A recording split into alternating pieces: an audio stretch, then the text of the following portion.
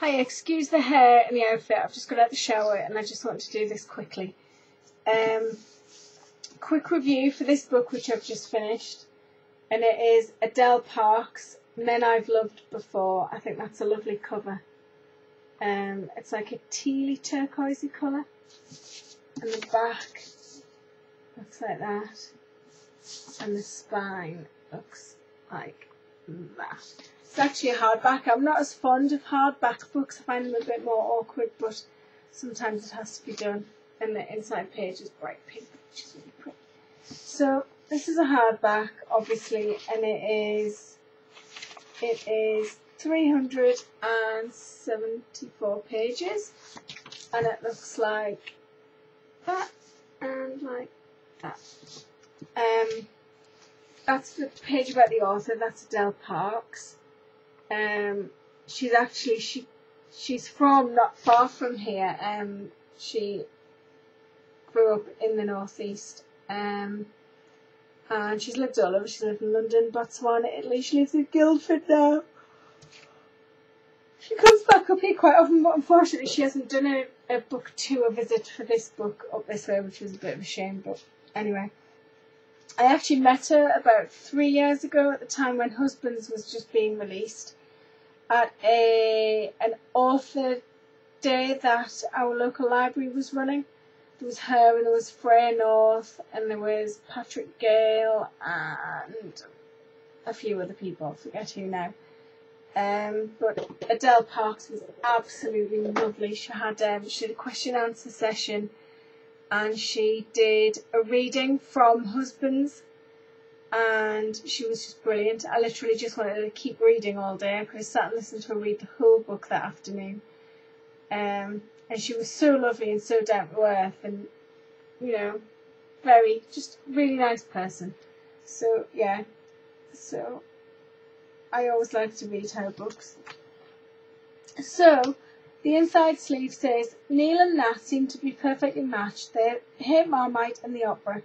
They love reality TV and the missionary position, and they both absolutely do not want children. At least that's what Nat thought.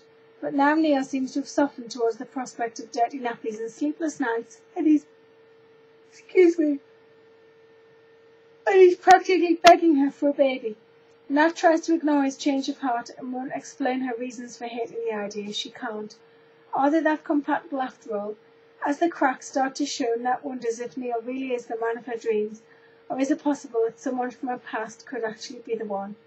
Nat's little black book filled with the names and addresses of previous lovers could hold the answer she's looking for, or it could be a one-way ticket to all kinds of trouble.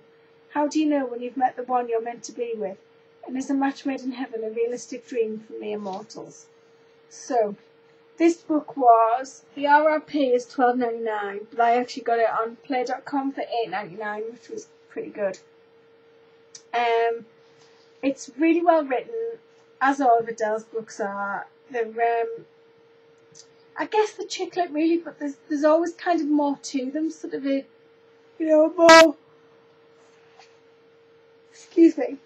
more issues. They may be kind of more adult chicklet books, if you know what I mean, like with real issues sort of covered in them, and not just touched on either.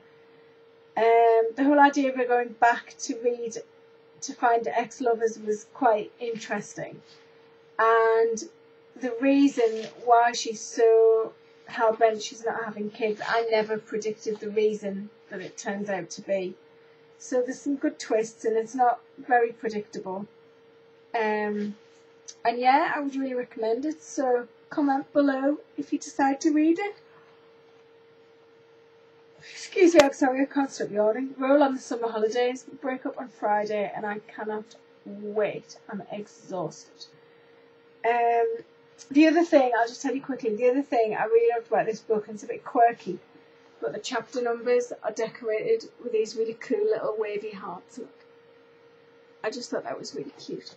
Oh, and while I'm there, that's the text size, so it's pretty average sized. So yeah, that's what I think of that book, and I hope that if you decide to read it, you enjoy it too. And yeah, comment below. Talk to you soon.